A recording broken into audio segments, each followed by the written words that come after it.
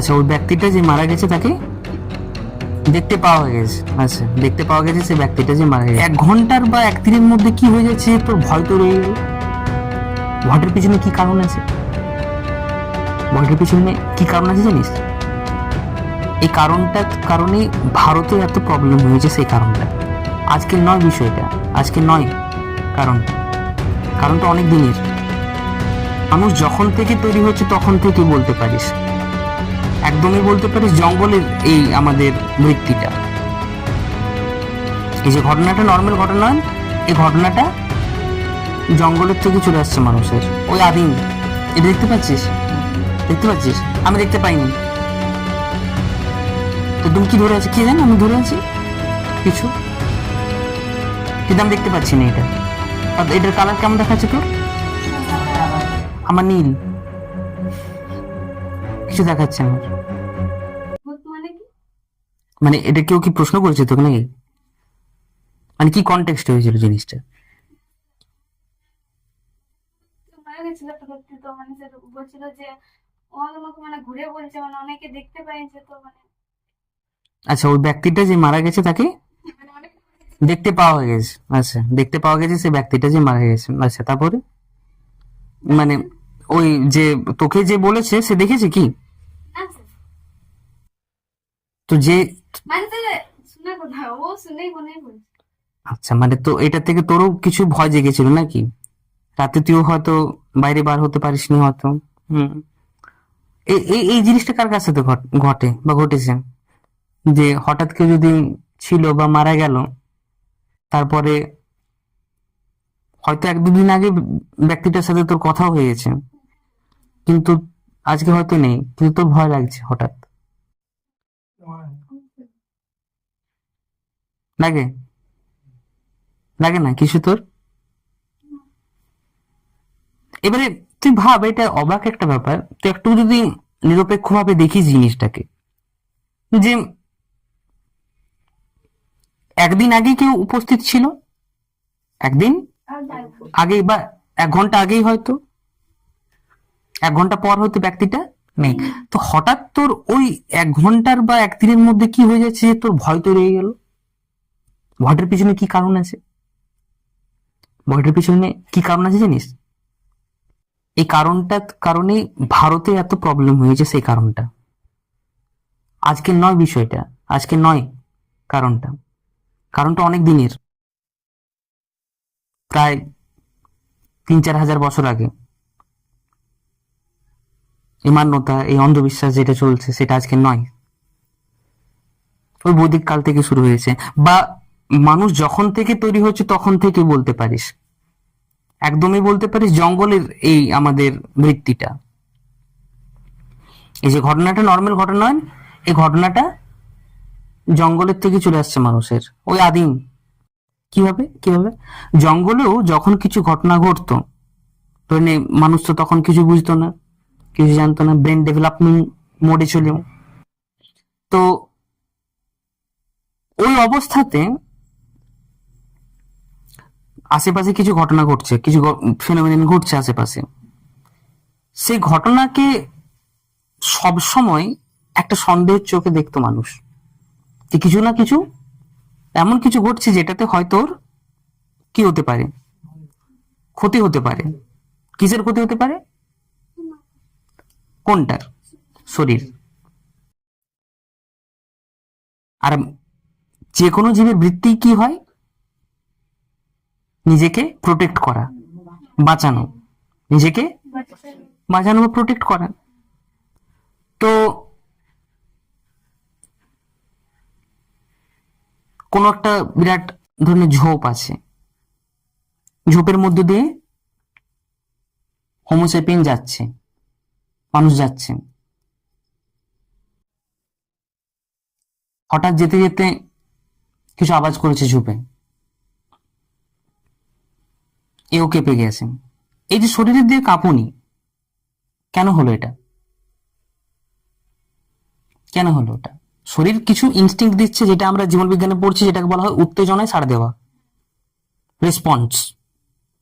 শরীর দিচ্ছে লাগাতার রেসপন্স, কাঁটা দিচ্ছে, বুক ধরফরানি হচ্ছে, কিছু একটা ঘটছে। কেন হচ্ছে সেই জিনিসটা? শরীর কি চাই? বাঁচতে চাই। এটা প্রিমিটিভ একটা বৈশিষ্ট্য বলতে পারিস যে কোনো জীবেরই। শরীরকে কি করতে চায়? বাঁচাতে চাই। এটা মানুষ হোক, সেটা তুই যত প্রজাতি নিয়ে নিচ্ছিস, 3 কোটির মতন প্রজাতি রয়েছে যতটা এখনো আর কি জানা গেছে, সবারই এই বৃত্তিটা থাকবেই, নিজেকে বাঁচানো, প্রোটেক্ট করা। তো শরীরকে তো বাঁচাতে চাই সবসময়। এই বৃত্তিটার কারণেই মানুষেরও কি ছিল? ভয় তৈরি হচ্ছে। কিন্তু সেটা ভয় ছিল না, ওটা ছিল একটা প্রোটেক্টিভ মেকানিজম, যাতে নিজেকে কি করে রাখতে পারে? বাঁচিয়ে রাখতে পারে। সুরক্ষা তন্ত্র বলতে পারিস অনেকটা। সুরক্ষা তন্ত্র, প্রোটেক্টিভ মেকানিজম, যার দ্বারা ও শরীরটা কি হয়ে থাকবে? বেঁচে থাকবে। বোঝা গেল কিনা? তার জন্য ঝোপটার কাছে আর হয়তো যাবে না, শুনলো আওয়াজ, কিছু শরীর রিয়াকশন দিয়েছে, এবারে যাবে না। এটা শরীর করলো যাতে শরীর বেঁচে থাকে আর বাড়াতে পারে বংশ বিস্তারের দ্বারা। এটা হচ্ছে মূল তোর বৃত্তিটা যেটা শরীরে থাকে। এবারে যত ডেভেলপ হলো, যত ডেভেলপ হচ্ছে, মানুষ যত সভ্যতা তৈরি করলো, ধীরে ধীরে ধীরে ধীরে ধীরে সভ্যতার দ্বারা যখন মানুষ সিভিলাইজড হলো, তারপরে সভ্যতা তৈরি করার পরে কি হলো? মানুষ বেশি এটাকে ভুললো। কোনটাকে? কোনটাকে? সাইকোলজিক্যাল। এই যে জঙ্গলে ছিল, জঙ্গলে থাকা লোকটার ভয়, বা বলতে পারি যেটা প্রোটেক্টিভ মেকানিজম ছিল, ভয়ও বলা চলবে না, সেটা ছিল শরীরের সুরক্ষা তন্ত্র, সেটা শারীরিক ছিল গোটাটাই। কিন্তু এই যে ব্যক্তিটা যেটা যার হচ্ছে, সেটা সেটা কি হয়েছিল? এটা মানসিক হচ্ছে। এবারে তোর আশেপাশে কিছু যদি ঝোপঝাড় নড়ছে, সেখানে শরীরের থেকে বেশি তুই কোনটা দিচ্ছিস? সাইকোলজিক্যাল গার্ডিং একটা। তোর মন এক ধরনের গল্প তৈরি করছে, বিশেষ করে মনও বলা যাবে না, সেটাকে ইগো, দ্য ইগো সেন্টার, অহংকার। কোন অহংকার? সেটাও মানসিক অহংকারটা। এটা আমরা উপনিষদে পড়ছি যে অহংকার দুটো হয়, পারা প্রকৃতি, অপারা প্রকৃতি। বোঝা গেল কিনা? এই মানসিক অহংকার সেটা করছে এখানে। তো যদি তোর এটা হচ্ছে, কেউ মারা গেল আর তার জন্য ভয় তৈরি হচ্ছে, সেই ঘটনাটা আজকের নয়। এই ঘটনাটা ওই যে যখন থেকে সাইকোলজিক্যাল সেন্সটা মানুষের তৈরি হচ্ছে, তখন থেকেই এই গল্প মানুষ নানাভাবে রটিয়েছিল। হয়ে গেল জিনিসটা। আজকের গল্প কি এটা? না, অনেক প্রাচীন, অনেক প্রাচীন। আজকে নয় জিনিসটা। এই গোটা জিনিসটা আসছে প্রায়, আমি বলতে পারি, আমি বৈদিক সভ্যতাকে একটু নেব সেখানে। বৈদিক যুগ থেকেই মানুষ ধীরে ধীরে জ্ঞানের পথে এগোচ্ছে। কিছু কিছু লোক যারা জীবনকে জানছেন, তাদেরকে দার্শনিক বলা হচ্ছে, ঋষি বলা হচ্ছে, তারাই প্রথম উপনিষদ দিচ্ছেন। কিন্তু সেটা সমাজের অনেক, বলতে পারিস, একটা প্রবুদ্ধ একটা সেকশন ছিল। বেশিরভাগ লোক, সাধারণ জনতা কিন্তু সেরকম ছিল না।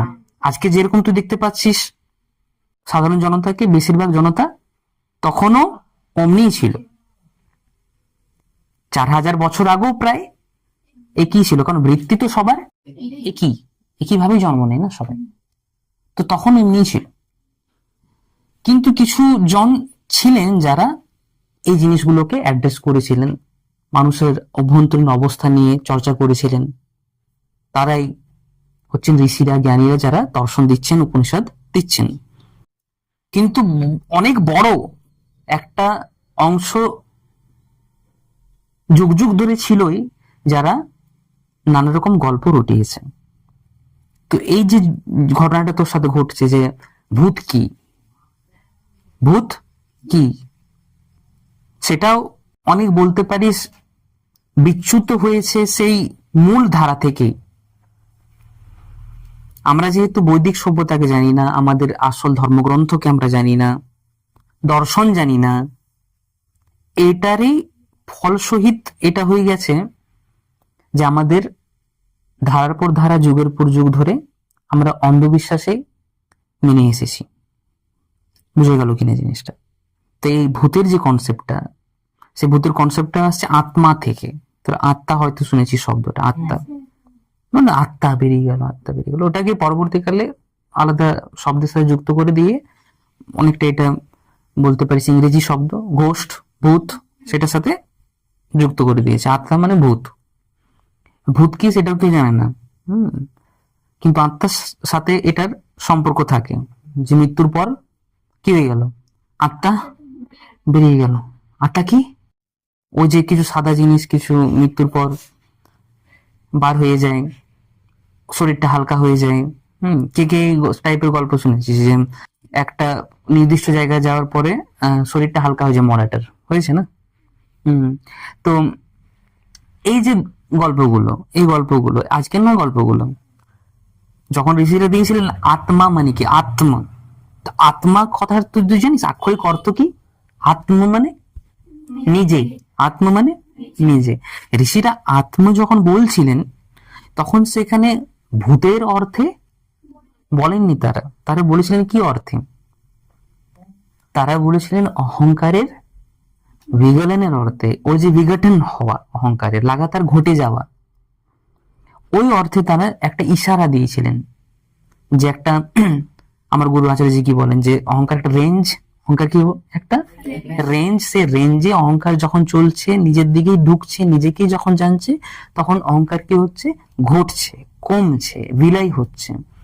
এই যে অহংকারের বিগলন, কমে যাওয়া, সেটাকেই বলা হচ্ছে আত্মা। কি বলা হচ্ছে? আত্মা। এটা হচ্ছিল দার্শনিক তত্ত্ব দিক থেকে, এটা ফিলোসফিক্যাল ইনকোয়ারিতে ঋষিরা বলেছিলেন, এটা দার্শনিক তত্ত্ব এটা। কিন্তু যেহেতু সমাজ বেশিরভাগ কি দ্বারা চলে,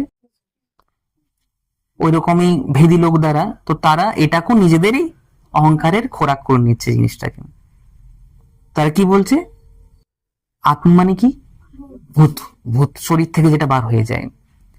আত্মা না শরীরে আছে না শরীরের বাইরে আছে, আত্মা কোথাও নেই, আত্মা কিছুই নয়, না বস্তু না কিছু, সিম্পলি বিঘটন, ওর অবস্থার ড্রপিং। কার? এটাই আত্মান। আর এটাকে বিষয় করে নিস না আজ থেকে আমি আত্মান, কি বললাম? কিন্তু স্যার যারা বলছে যে আমরা দেখেছি, তাহলে কি স্যার মানে আমার মিথ্যাই না? সেটাকে তখনই আমি একটা ক্লাসে আজকে হয়তো বলেছিলাম যে ওটাকে তুই ফলসিফাই করতে পারবি না। এটা দেখতে পাচ্ছিস? আমি দেখতে পাইনি, এবার এটা প্রমাণ কর যে আমি দেখতে পাইনি।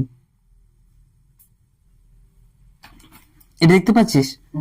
দেখতে পাচ্ছিস? আমি দেখতে পাইনি, তো তুমি কি ধরে আছি, কি জান আমি ধরে আছি কিছু, কিন্তু আমি দেখতে পাচ্ছি না এটা। এটার কালার কেমন দেখাচ্ছে তোর? আমার নীল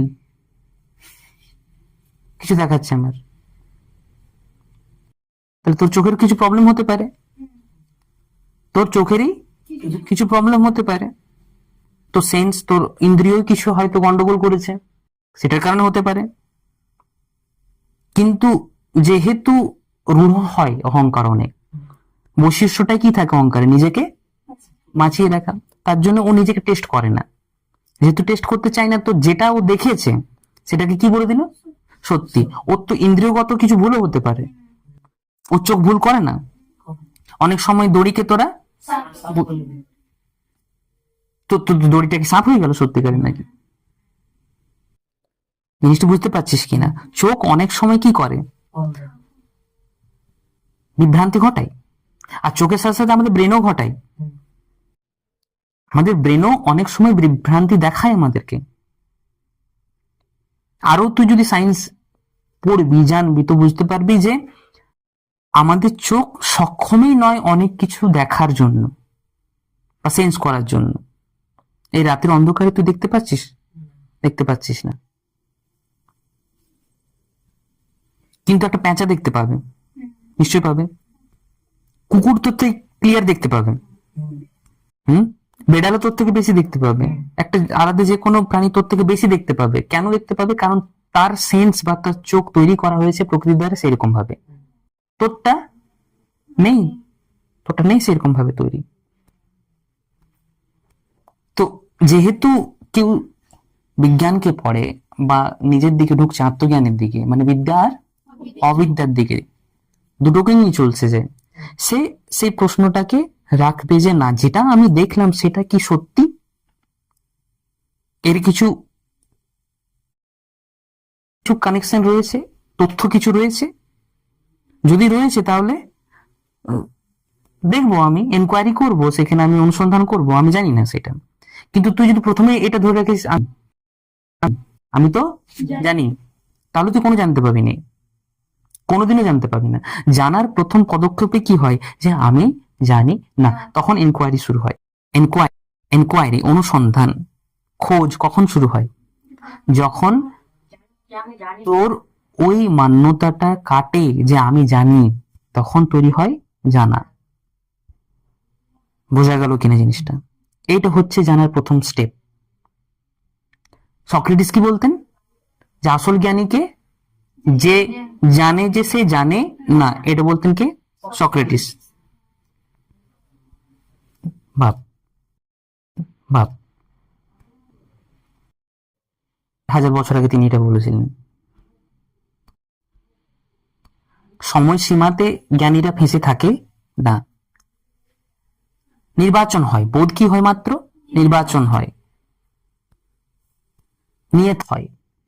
তো 3-4 হাজার বছর আগেও কেউ বিরাট বড় জ্ঞানী ছিলেন, আর এখনো কেউ আসছে তো সে বিরাট বড় মূর্খ হতে পারে। সময়ের সাথে সং নেই। কিসের সাথে সং? জানা বা নির্বাচন। কিসের সাথে সং? নির্বাচন। বোঝা গেল কিনা জিনিসটা? বোঝা গেল কিনা জিনিসটা? ক্লিয়ার আসছে জিনিসটা? যে ব্যক্তি তোকে বলেছেন, সেই ব্যক্তি যদি নিজের প্রতি এনকোয়ারি রাখে, নিজের প্রতি যাচ করার ওই নিয়তটা রাখে, যে আমি দেখি যাচ করে কি আমি দেখেছি, তখন বোঝা যাবে সেটা কি। এবার ও বলেছে আমি দেখেছি, এবার সেটা তুই ফলসিফাই করতে পারবি না। কি করে ভুল প্রমাণ করবি? হ্যাঁ দেখেছে, হতে পারে দেখেছে, কিন্তু হতে পারে সেটা কাপড়ও হচ্ছিল, হতে পারে কেউ রাতের দিকে পেট খারাপ হয়েছিল তো দৌড়ে গিয়েছিল, তো তাকে একটু ভূতের মতন দেখতে পেয়ে গেছে, হয়তো ওটা হতে পারে, কত কিছু হতে পারে। প্রশ্ন তুই কি যাচ করেছিস? হ্যাঁ, যাচবিনের দ্বারা তুই কোনোটাকে ফ্যাকচুয়াল তথ্যের দিকলে বল যে আছে তার কিছু অস্তিত্ব, কিন্তু বিনা যাচ করে তুই বলিস না। এই গোটা কথাবার্তার এই যে আমরা অতক্ষণ ধরে প্রায় চর্চা করলাম, এর মূল মুদ্রা বিষয়টা আমি কি বলতে চাইছি, যে উইদাউট এনকোয়ারি, যাচ ছাড়া, পর্যবেক্ষণ ছাড়া মেনে নিস না কোনো কিছুকে, যাচ কর। তো তোকে তো তোদের দুজনকে তো সেদিনই বলেছিলাম আমি। বুঝলিস? বলছিল যে ও ব্যক্তিটাকে মানে ভালো করে পুরানো হয়নি, তো সেরকম আছে। মানে মানে ব্যক্তিটা কি দাঁড়িয়ে থাকবে নাকি? এমনি দেখা গেছিল না? হ্যাঁ, তো হাড় তো থাকতে পারে, হাড় তো ফিজিক্যাল। ভয়ে কেউ ওই জায়গাটা যাইতে পারছিল না, তো সে আমাদেরকে বলেছিল যে জানতে হবে না, তো সেরকমটা দেখছি। তো কিছু তুই দেখতে পেয়েছিলিস ব্যক্তিটাকে?